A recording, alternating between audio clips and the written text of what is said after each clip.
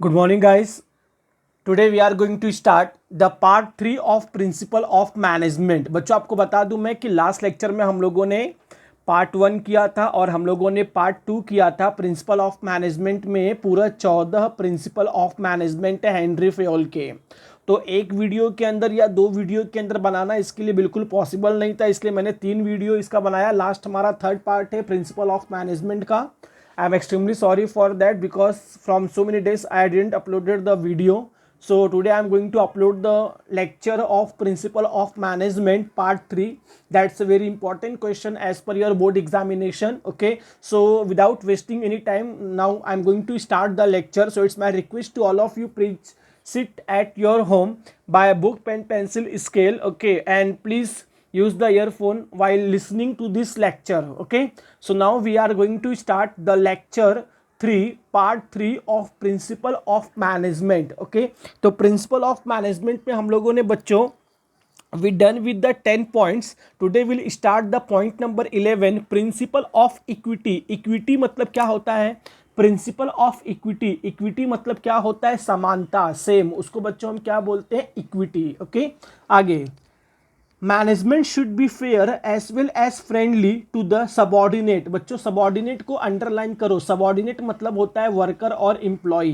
जो मैनेजमेंट होता है उसे हमेशा फेयर, उसे सही तरीके से एक फ्रेंडली ट्रीट करना चाहिए, एक फ्रेंडली बिहेव करना चाहिए अपने कंपनी के वर्कर और एम्प्लॉय के साथ में। वाइल डिवाइडिंग द वर्क, जब कंपनी का मैनेजमेंट काम को डिवाइड करे तो उसे इक्वालिटी फॉलो करना चाहिए कंपनी के अंदर, ऑर्गेनाइजेशन के अंदर। ओके, डिसाइडिंग मॉनेटरी रिटर्न मतलब बच्चों क्या होता है? मॉनेटरी को अंडरलाइन करो। मॉनेटरी मतलब होता है मनी, पैसा। जब कंपनी का मैनेजमेंट वर्कर को और एम्प्लॉय को जब वेजेस और सैलरी दे तो उस समय उसे इक्वालिटी मेंटेन करना चाहिए, समानता उसे मेंटेन करना चाहिए। ऐसा नहीं होना चाहिए कि किसी वर्कर और एम्प्लॉय को ज़्यादा पेमेंट दिया जा रहा है, किसी वर्कर या एम्प्लॉय को कम पेमेंट दिया जा रहा है। इस प्रकार का बिहेवियर कंपनी के अंदर बिल्कुल भी नहीं होना चाहिए। अगर इस प्रकार का बिहेवियर मेंटेन किया जाएगा तो उससे क्या होगा? कंपनी के वर्कर और एम्प्लॉय में हमें डीमोटिवेशन देखने को मिलेगा।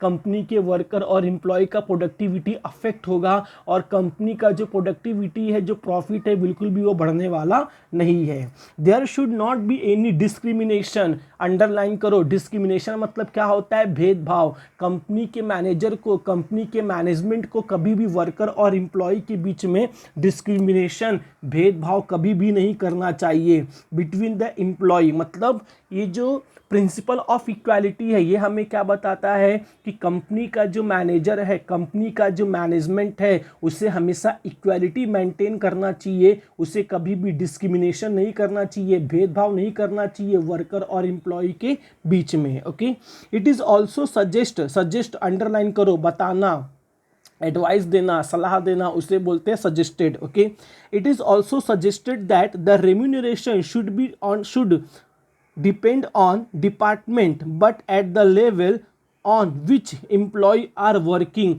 इस बच्चों क्या लिखा गया इसके अंदर कि प्रिंसिपल ऑफ इक्वालिटी क्या बताता है कि कंपनी का जो मैनेजमेंट है उसे वर्कर और एम्प्लॉय का जो रेम्यूनरेशन है, रेम्यूनरेशन मतलब होता है वेजेस और सैलरी, जो रेम्यूनरेशन है वह डिपेंड करता है डिपार्टमेंट के ऊपर, उसके लेवल ऑफ मैनेजमेंट के ऊपर।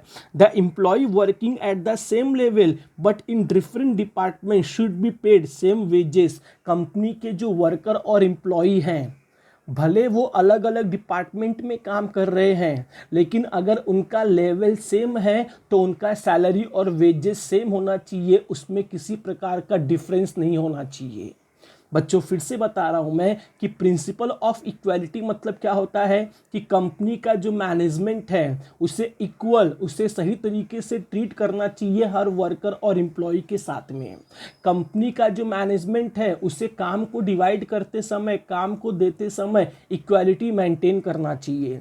कंपनी का जो मैनेजमेंट है जब वह डिसाइड करे वेजेस और सैलरी, या जब वह पेमेंट करे वेजेस और सैलरी का, तो उसे इक्वालिटी मेंटेन करना चाहिए। उसके साथ साथ कंपनी के अंदर जितने भी डिपार्टमेंट हैं, अलग अलग डिपार्टमेंट हैं, उसके अंदर जितने भी लेवल हैं वो लेवल के सभी वर्कर और एम्प्लॉय का जो पेमेंट है वो सेम होना चाहिए। उसे बोलते हैं प्रिंसिपल ऑफ इक्वालिटी। मतलब बच्चों यहाँ क्या लिखा गया है कि आपके कंपनी के अंदर, आपके ऑर्गेनाइजेशन के अंदर हर वर्कर और एम्प्लॉय के साथ सेम तरीके से आपको ट्रीट करना है। आपको ऐसा नहीं है कि कुछ वर्कर और एम्प्लॉय को ज़्यादा इंपॉर्टेंस दो, कुछ वर्कर और एम्प्लॉय को कम इंपॉर्टेंस दो। ऐसा आपके ऑर्गेनाइजेशन के अंदर, कंपनी के अंदर बिल्कुल भी नहीं होना चाहिए। अगर आपके कंपनी के अंदर, ऑर्गेनाइजेशन के अंदर अगर इस तरीके से मेंटेन किया जाएगा अनइक्वालिटी, तो बच्चों इससे क्या होगा, आपके कंपनी का जो ग्रोथ और डेवलपमेंट है पूरे तरीके से वो रुक जाएगा। Okay, next will start principle of stability. Stability of tenure. बच्चों स्टेबिलिटी मतलब होता है स्थिर। ओके, टेन्योर मतलब बच्चों क्या होता है, एक प्रकार का समय, जॉब का, एम्प्लॉयमेंट का। At the time of recruitment, underline करो, जॉब देना उसे बोलते हैं recruitment of employees. The management should aware, aware मतलब होता है जानकारी, information them about the stability of tenure of job security. जब आप अपने कंपनी में रिक्रूटमेंट कर रहे हो, जब आप अपने कंपनी में लोगों को जॉब दे रहे हो, उस समय आपको इन्फॉर्म करना चाहिए कंपनी के वर्कर और एम्प्लॉय को कि आपका जो जॉब है इस कंपनी के अंदर सेफ है, सिक्योर है, आपका जॉब यहाँ पे परमानेंट है, आपके जॉब को कोई प्रॉब्लम नहीं होगा। मतलब बच्चों क्या होता है कि कंपनी के वर्कर और एम्प्लॉय को लगना चाहिए कि ये मेरा कंपनी है, मेरा जॉब यहाँ पे सिक्योर है, मेरे जॉब को कोई प्रॉब्लम यहाँ पे होने वाला नहीं है। ओके, आगे, it play very important role in creating belongingness among the employees. बच्चों क्या होता है बिलोंगिंगनेस, एक अपनापन आता है उस वर्कर और एम्प्लॉय को। अगर ये लगेगा कि मैं इस कंपनी के अंदर काम कर रहा हूँ, मेरा यहाँ पे जॉब फिक्स है, तो इससे बच्चों पता है क्या होगा कि वो जो वर्कर और एम्प्लॉय है वो कंपनी को अपना कंपनी समझ के वो काम करेगा। एक डेडिकेशन, एक कॉन्फिडेंस के साथ वो काम करेगा, क्योंकि उसे पता रहेगा कि मेरा जॉब यहाँ पे सिक्योर है, मेरा जॉब यहाँ से बिल्कुल भी जाने वाला नहीं है। Okay,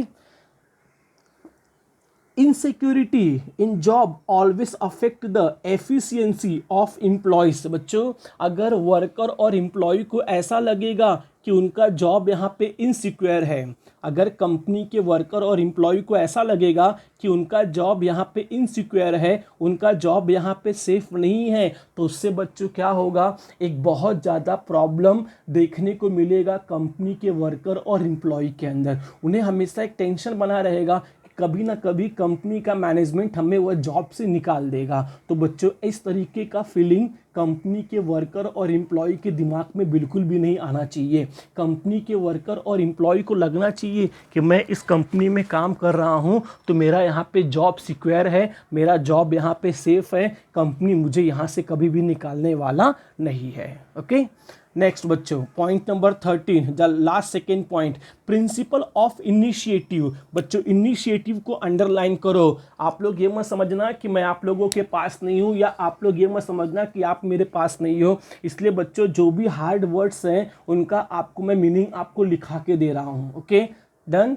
principle of initiative. बच्चों इनिशिएटिव मतलब होता है इनिशिएट करना, आगे बढ़ना, पहल करना, आगे बढ़ के काम करना, उसे बच्चों हम क्या बोलते हैं, इनिशिएटिव करना। Okay, initiative refers to volunteering to do the work. अपने मर्जी से, अपनी इच्छा से काम करना, काम करने के लिए आगे बढ़ना, उसको बच्चों हम क्या बोलते हैं, volunteering to do the work. मतलब बच्चों क्या होता है कि कंपनी के वर्कर, एम्प्लॉय और मैनेजर को खुद इनिशिएट करना चाहिए, उन्हें खुद आगे बढ़ना चाहिए कंपनी के प्रॉब्लम को सॉल्व करने के लिए।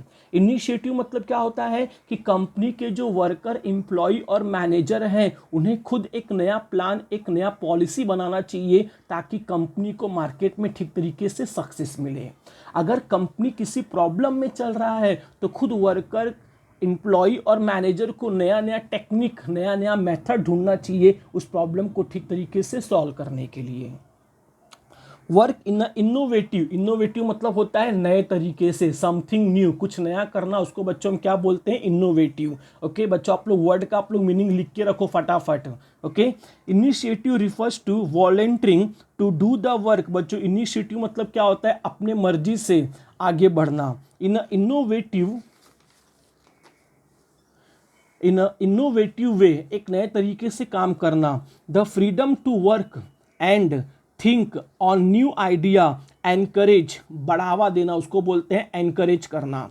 एम्प्लॉय टू टेक इनिशिएटिव मतलब बच्चों कंपनी के वर्कर और एम्प्लॉय को फ्रीडम, फ्रीडम मतलब होता है आज़ादी, उन्हें आज़ादी मिलना चाहिए कि वो एक नया आइडिया लेके आए, एक नया टेक्निक लेके आए। इससे बच्चों क्या होगा, कंपनी के वर्कर और एम्प्लॉय एनकरेज होंगे, वो आगे बढ़ेंगे कुछ ना कुछ नया करने के लिए। while working on given task this initiative should be welcome by manager। मतलब बच्चों यहाँ क्या लिखा गया है कि कंपनी के जो मैनेजर हैं उन्हें कंपनी के वर्कर और एम्प्लॉय को इनिशिएट करना चाहिए। कंपनी के मैनेजर को बोलना चाहिए वर्कर और एम्प्लॉय को कि अगर तुम्हारे पास कोई प्लान है, तुम्हारे पास कोई पॉलिसी है या तुम्हारे पास कोई आइडिया है, तो तुम उस प्लान पॉलिसी आइडिया को लेके आओ। उस प्लान पॉलिसी आइडिया को हम लोग इम्प्लीमेंट करेंगे कंपनी के प्रॉब्लम को सॉल्व करने के लिए। तो इससे बच्चों क्या होता है, वर्कर और एम्प्लॉय को, मैनेजर को लगता है कि ये कंपनी हमारी कंपनी है और हमें इनिशिएट करना चाहिए, हमें आगे बढ़ना चाहिए कंपनी के प्रॉब्लम को ठीक तरीके से सॉल्व करने के लिए। ओके, लास्ट बच्चों, principle of Spirit the crops मतलब बच्चों क्या है, एकता में ही शक्ति है। Unity is the strength, the last principle। okay, Henry Fayol has given emphasis, importance on teamwork। बच्चों हेनरी फ्योल किस पे कंसंट्रेशन करते हैं, टीम वर्क के ऊपर। Spirit the corps means union is strength. बच्चों स्पिरिट द कॉर्प्स मतलब क्या होता है, एकता में ही क्या है, शक्ति है। Running any organisation is a group activity. बच्चों किसी भी ऑर्गेनाइजेशन को अगर रन करना है तो अकेले कोई भी ऑर्गेनाइजेशन, कोई भी कंपनी मार्केट में रन नहीं होता है। अगर हमें किसी भी ऑर्गेनाइजेशन या कंपनी को रन करना है तो बच्चों वहाँ पे ग्रुप एक्टिविटी होता है, लोग मिलजुल के कंपनी के अंदर काम करते हैं। And human resource are valuable assets of an organisation. बच्चों ह्यूमन रिसोर्स को अंडरलाइन करो, कंपनी के अंदर जो वर्कर और एम्प्लॉय काम करते हैं उसको बच्चों हम क्या बोलते हैं, ह्यूमन रिसोर्स। मतलब बच्चों कंपनी के जो वर्कर और एम्प्लॉय हैं यह एक सबसे बड़े रिसोर्सेस हैं किसी भी कंपनी के लिए, किसी भी ऑर्गेनाइजेशन के लिए। अगर कंपनी के वर्कर और एम्प्लॉय मिलजुल के काम करेंगे, एकता से काम करेंगे, तो उससे बच्चों क्या होगा, कंपनी का हमें बहुत ज़्यादा ग्रोथ और डेवलपमेंट देखने को मिलेगा। मतलब बच्चों यहाँ क्या लिखा गया है कि कंपनी के अंदर चाहे प्रोडक्शन डिपार्टमेंट हो गया, चाहे मार्केटिंग डिपार्टमेंट हो गया, चाहे एचआर डिपार्टमेंट हो गया, चाहे फाइनेंस डिपार्टमेंट हो गया, चाहे सेल्स डिपार्टमेंट हो गया, चाहे एडवर्टाइजिंग डिपार्टमेंट हो गया, कंपनी के अंदर जितने भी डिपार्टमेंट हैं सभी को मिलजुल के काम करना चाहिए, यूनिटी में काम करना चाहिए। Okay, if all employee are working as a union and with mutual trust the difficulties can be solve easily. अगर कंपनी के सभी वर्कर और एम्प्लॉय अगर यूनियन, अगर एक साथ मिलजुल के काम करेंगे, लोगों को एक दूसरे के ऊपर विश्वास रहेगा, तो कंपनी के अंदर कितना भी डिफ़िकल्ट सिचुएशन आने दो, उस प्रॉब्लम को कंपनी बच्चों क्या करेगा, सॉल्व करेगा। ओके, तो ये बच्चों पार्ट 1, पार्ट 2 और पार्ट 3, ये 3 वीडियो में, 3 लेक्चर में मैंने आपका फिनिश कर दिया है प्रिंसिपल ऑफ मैनेजमेंट। ओके, तो बच्चों आपको बता दूं मैं कि जो प्रिंसिपल ऑफ मैनेजमेंट है हेनरी फ्योल का, it's a very important question as per the point of view of board examination. So what you have to do, you have to continue read, continue learn, mug up the all the points, okay, and write down the points, write down the answer, do the perfect practice at your home so that you can write good in your board exam. Okay, now next video will come on the chapter number 1 of microeconomics. Okay, goodbye, take care, thank you.